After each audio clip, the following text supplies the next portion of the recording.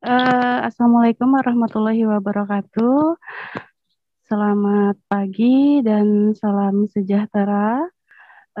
Terima kasih saya ucapkan kepada founder kita, CEO kita, CEO Analog Teacher of Learning ini, yaitu Bapak Syarifuddin SPD MPD, yang telah memberikan wadah kepada kita semua, kepada para guru, para dosen, mahasiswa mungkin di sini dan praktisi pendidikan untuk sharing dan saling berbagi gitu ya, bertukar pikiran gitu ya.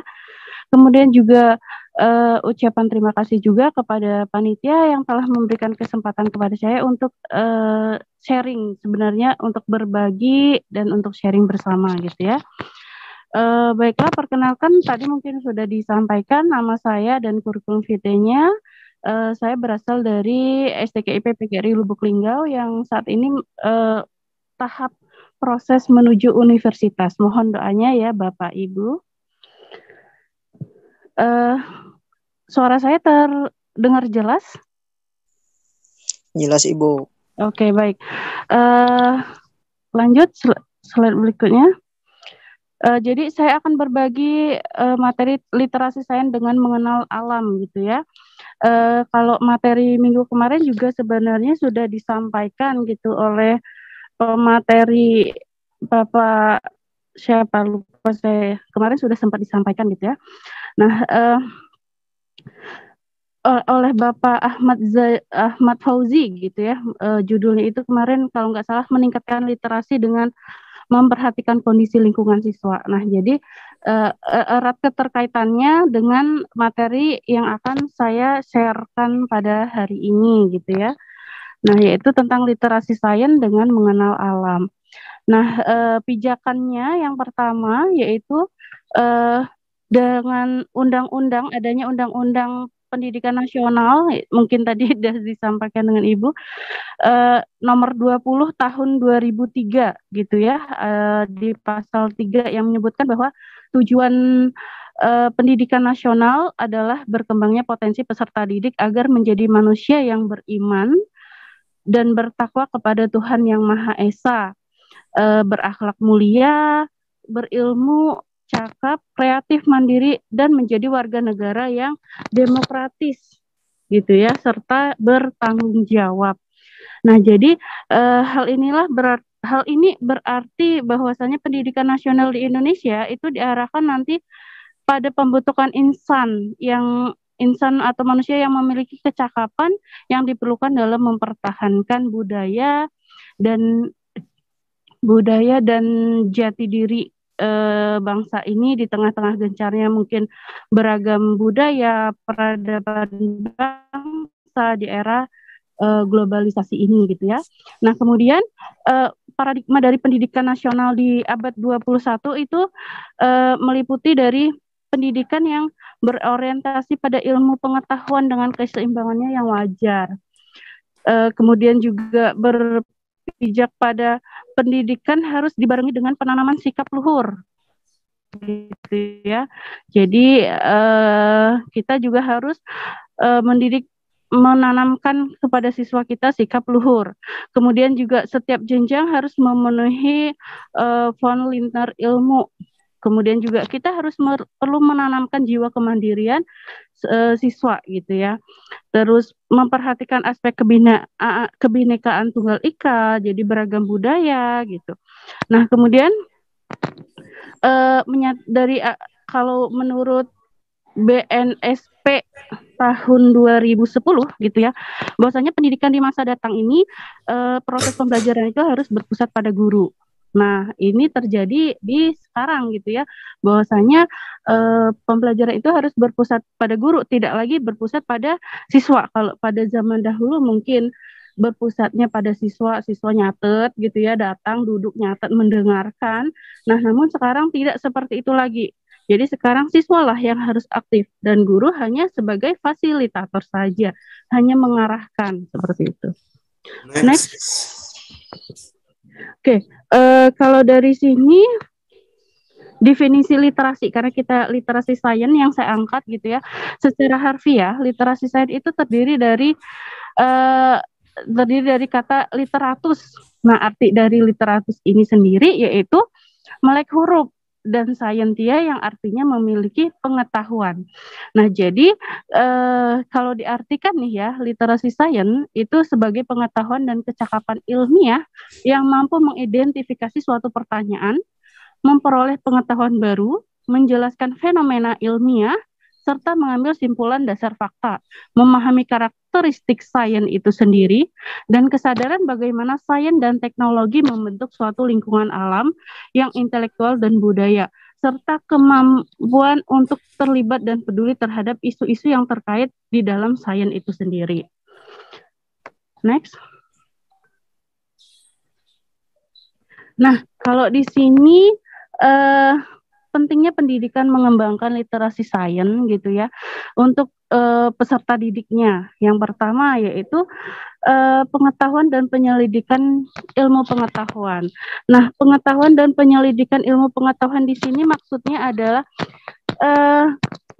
karena sains gitu ya, jadi IPA itu ilmu pengetahuan alam, kita ajak siswanya untuk mengetahui atau menyelidiki sesuatu yang berhubungan dengan alam. Misal, mengapa tanaman itu tidak bisa membuat makanan sendiri? Mengapa makanan itu tidak?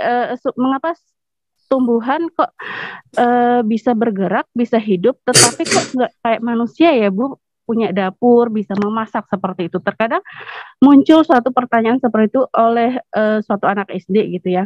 Jadi mungkin dari pertanyaan ini, permasalahan ini nanti kita bisa bawa siswa ke alam gitu ya untuk melakukan penyelidikan bahwasanya tumbuhan nanti mempunyai zat hijau daun namanya klorofil, nanti di sana terjadilah proses fotosintesis atau yang namanya nanti dia bisa memasak sendiri tanpa harus punya dapur dan sebagainya. Jadi bisa menyelidiki dari suatu permasalahan. Nah, kemudian yang kedua, mampu menerapkan pengetahuan untuk memecahkan masalah-masalah nyata dalam kehidupan.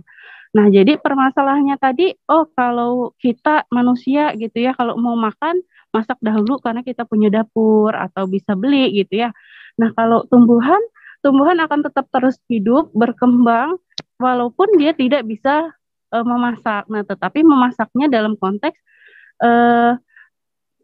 proses fotosintesis gitu. Ya, terus nanti makanannya di mana disimpannya? Nanti disimpan di akar, disimpan di batang, disimpan di daun, bahkan di buah, biji seperti itu. Jadi nanti kita bisa menyelesaikan permasalahan-permasalahan kehidupan dengan mengajak siswa ke alam lebih dekat. Jadi mungkin nanti kita ajak siswa ke alam dengan membaca, bisa taman mungkin ya, bisa taman sekolah gitu, membandingkan tanaman satu dengan tanaman lain, mengapa jenis daunnya berbeda, mengapa mungkin rasa buah berbeda-beda seperti itu. Nanti kita kaitkan dengan ilmu alam itu sendiri. Jadi sebenarnya nanti siswa itu akan kita ajak untuk mengamati sendiri, melihat sendiri, mencatat sendiri gitu ya, merangkum apa yang didapatkan, kemudian baru nanti kita diskusikan. Jadi siswa mendapatkan seluruhnya. Nah, yang ketiga hubungan antara sains, teknologi, dan masyarakat. Jadi kita harus bisa mengajak siswa untuk menghubungkan antara ilmu sains, teknologi, dan masyarakatnya. Lanjut. Nah, di sini ada prinsip dasar literasi sains gitu ya untuk peserta didik di sekolah dasar gitu ya. Jadi yang pertama gitu ya,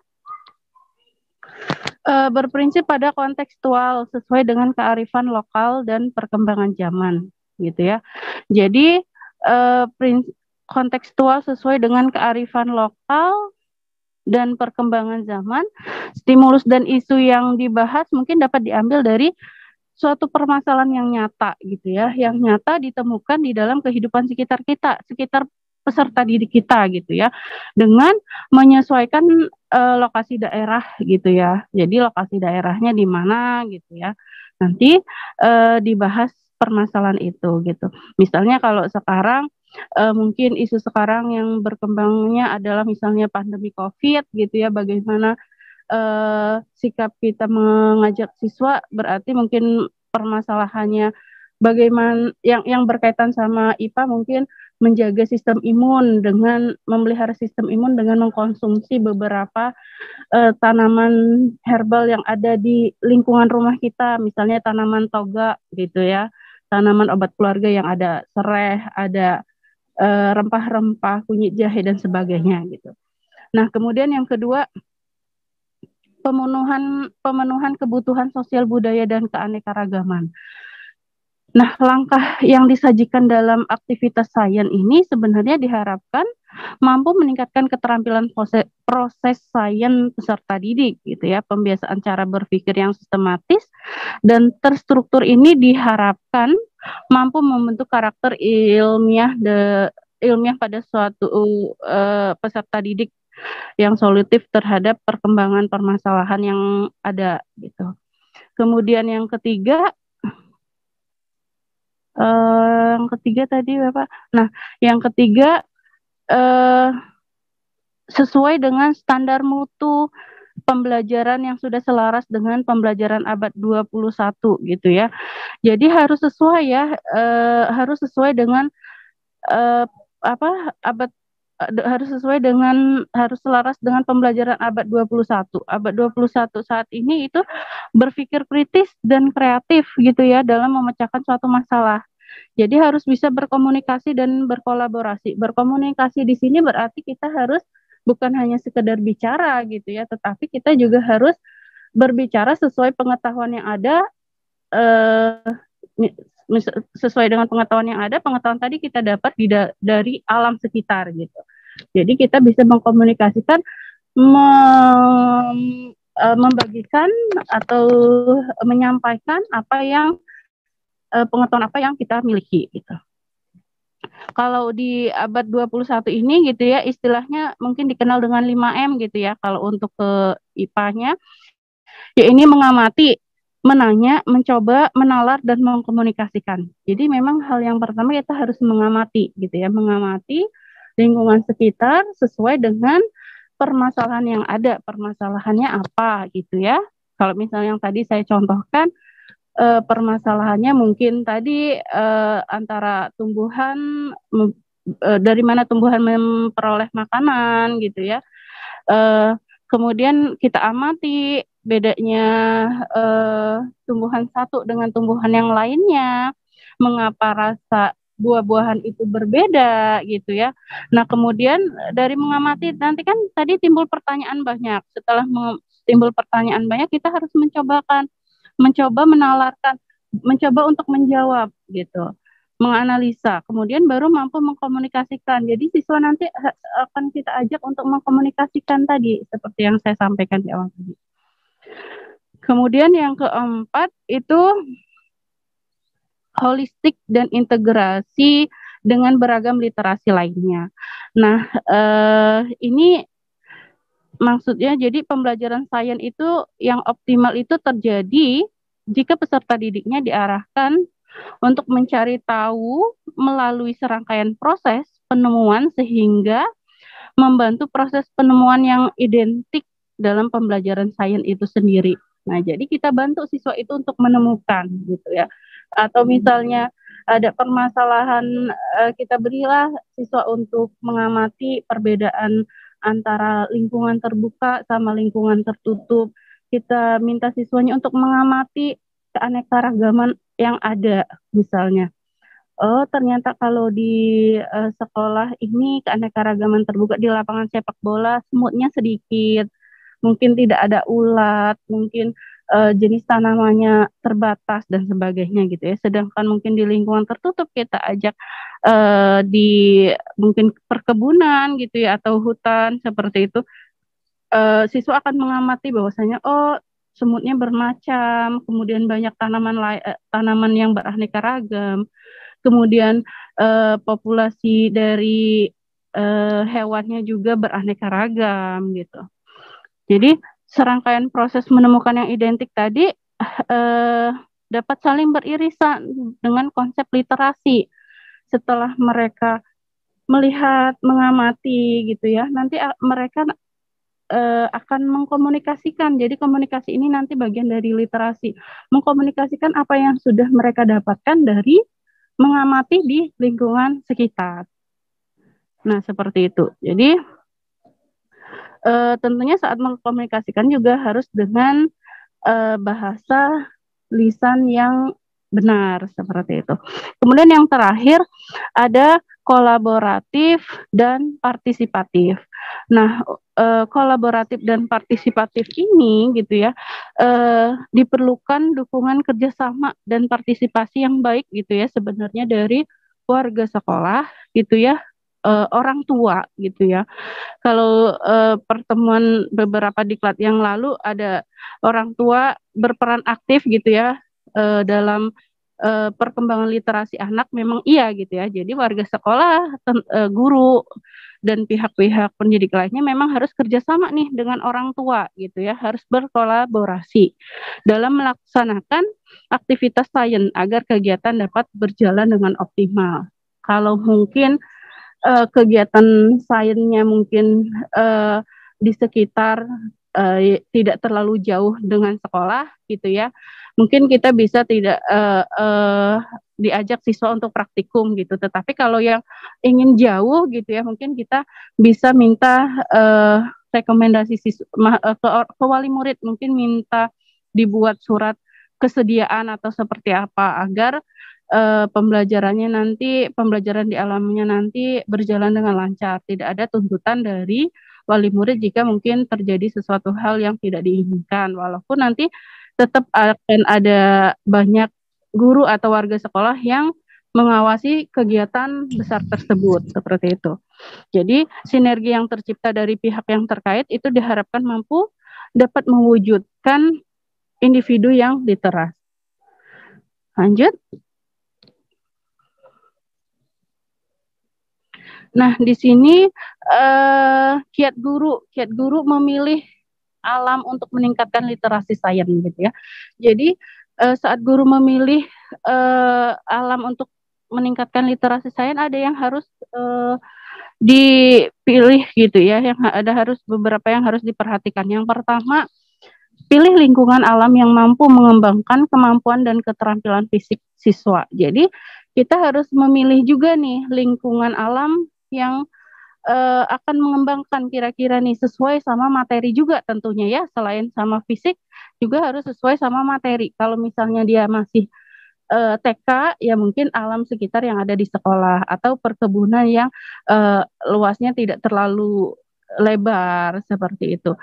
Uh, tapi kalau misalnya mungkin anaknya sudah kelas 6 atau kelas 5, mungkin boleh kita ajak ke alam yang lebih luas karena mungkin di sini siswa atau peserta didik mampu menjaga dirinya sendiri. Itu yang hal pertama gitu ya. Baru kemudian nanti mampu mengamati sesuai dengan permasalahan yang ada gitu. Kemudian usahakan lingkungannya itu baru. Nah, jadi jangan itu saja. Kalau misalnya di sebuah sekolah mungkin memiliki taman atau bukan perkebunan, sorry. Maksudnya taman, tetapi maksudnya tamannya yang cukup luas seperti itu ya. Mungkin jangan, kalau sudah di sana ya jangan di sana terus seperti itu. Mungkin bisa sesekali kita ajak mungkin di luar sekolah yang memang mungkin tidak terlalu jauh seperti itu. Jadi usahakan lingkungannya yang baru agar siswa merasa senang, enjoy. Wah, ini baru loh, karena peserta didik gitu ya sangat menyukai hal-hal yang baru gitu. Kemudian yang ketiga, pilih lingkungan alam yang mendukung pengembangan keterampilan dasar siswa dalam membaca, menulis, dan menghitung. Masih mirip dengan yang pertama tadi ya. Jadi kita harus pilih lingkungan yang memang benar-benar mendukung tadi. Jika memang di kelas 1 SD ya lingkungan yang seperti apa, yang kalau di kelas 5 SD lingkungan yang seperti apa. Jadi juga harus mendukung nih keterampilan siswanya. Kalau misalnya literasi ada membaca dan menghitung gitu mungkin ya, atau misalnya menghitung spesies, mungkin menghitung spesies tumbuhan gitu ya. Apa saja nama tumbuhannya gitu. Terus menghitung spesies hewan, apa saja nama hewan yang ditemui seperti itu. Kemudian yang keempat, pilih lingkungan alam yang dapat mengembangkan daya kreativitas, imajinasi, kemampuan motorik, emosi, sosial, kognitif, dan bahasa siswa. Jadi terangkumlah keseluruhannya gitu ya. Terangkum keseluruhannya. Jadi kita pilih benar-benar yang bisa mengembangkan kreativitas. Jangan kita ajak siswa ke misalnya ada nih beberapa taman misal, tetapi nama taman itu terlalu penuh dengan orang yang suka rekreasi mungkin gitu ya. Kalau di dekat tempat saya itu ada taman olahraga gitu ya. Dia memang taman, tetapi banyak orang olahraga juga di sana. Jadi itu mungkin tidak kondusif untuk dijadikan sebagai tempat gitu, tempat pilihan. Jadi kita harus cari memang benar-benar yang bisa mengembangkan kreativitas imajinasi dari siswa kita, dari peserta didik kita tadi. Kemudian juga mampu bahasa siswa, jadi mungkin siswa akan berkomunikasi dengan siswa lainnya gitu ya, bisa berdiskusi gitu. Kemudian yang terakhir, ciptakan permainan dan suasana belajar yang dapat meningkatkan kerjasama kelompok dan kemampuan memimpin. Jadi biasanya kalau kita ajak siswa ke alam gitu ya, kita kelompok-kelompokkan mereka gitu ya. Dari kelompok tersebut nanti siswa akan terbiasa mana nih ketua kelompoknya. Nanti ketua kelompoknya akan belajar untuk memimpin anggota-anggotanya untuk bisa menyelesaikan permasalahan tadi soal apa gitu. Kemudian juga kenapa kita harus ajak bermain? Karena memang kalau untuk anak-anak gitu ya, terutama mungkin untuk anak SD, kalau kelas SD 1 dan 2 itu mungkin masih 1, 2, 3 itu mungkin masih di usia yang ingin menyenangkan permainan gitu. TK, SD gitu, SD kelas bawah gitu. Jadi kita ciptakanlah permainan itu agar siswa merasa enjoy, merasa senang. Wah, banyak pengalaman yang didapat seperti itu. Next, lanjut. Nah, ini jadi lingkungan alam merupakan tempat belajar sambil bermain. Jadi ini beberapa contoh gitu ya, beberapa contoh siswa belajar sambil bermain di alam gitu ya. Mereka enjoy mengamati, mengukur daun gitu ya, mungkin menyiram tanaman dan sebagainya. Di sini apa yang sudah dilakukan akan diingat gitu ya. Terus karakternya juga didapat. Nah, jadi siswa akan menghargai, akan menjaga keanekaragaman tumbuhan gitu ya. Jika melihat tanaman kering mungkin nanti akan disiram. Kemudian jika melihat tanaman yang indah gitu ya, yang sedang berbunga, misalnya ada yang mau metik bunganya mungkin bisa dilarang seperti itu. Jadi dengan alam ini gitu ya, banyak yang akan didapat oleh siswa gitu ya. Sehingga kalau zaman sekarang muncullah yang namanya sekolah alam. Nah, gitu ya. Kenapa muncul yang namanya sekolah alam? Karena sekolah alam itu kan bukan hal baru lah sebenarnya gitu ya. Ada dari beberapa tahun dahulu memang sebenarnya sudah ada di Indonesia. Tapi ini sebenarnya muncul kalau pembawanya gitu ya. Pembawanya itu dari orang Denmark gitu ya. Sebenarnya muncul dari tahun 1950, namanya Ella Flatau gitu ya. Jadi beliau mencoba mendirikan sebuah TK gitu. Sebuah TK pertama yang ada di dalam sebuah hutan. Jadi ide itu sebenarnya muncul dari seringnya menghabiskan waktu bersama anak-anak, bersama tetangganya di sebuah hutan gitu ya. Dan mereka enjoy menghabiskan waktu itu, mereka mendapatkan pelajaran yang sangat berharga gitu ya, mendapatkan banyak pengetahuan di dalam dengan belajar di hutan tersebut. Nah, jadi Ella Flatau inilah pencetus utama dengan mendirikan namanya sekolah alam. Nah, kemudian kita juga sekarang juga sudah mulai tenar lah gitu ya, beberapa sekolah alam. Ada mungkin mulai dari TK, SD-nya gitu ya. Kalau di Lubuk Lingga itu ada SD alamnya gitu. Bahkan sudah ada yang SMP sekolah alamnya. Seperti itu. Jadi kalau dahulu itu orang tuanya memang mensupport semua gitu ya. Orang tuanya mensupport bahwasanya oh silakanlah untuk eh, sekolah alam. Bahkan dulu orang kota-kota akan berpindah ke desa untuk mengikuti sekolah TK ini bersama Ella Flatau ini gitu. Next. Oke, habis. Jadi mungkin itu saja gitu ya. Jadi di sini ada belajar dari alam karena alam bisa memberikan pembelajaran dan keindahan yang tak ternilaikan. Terima kasih.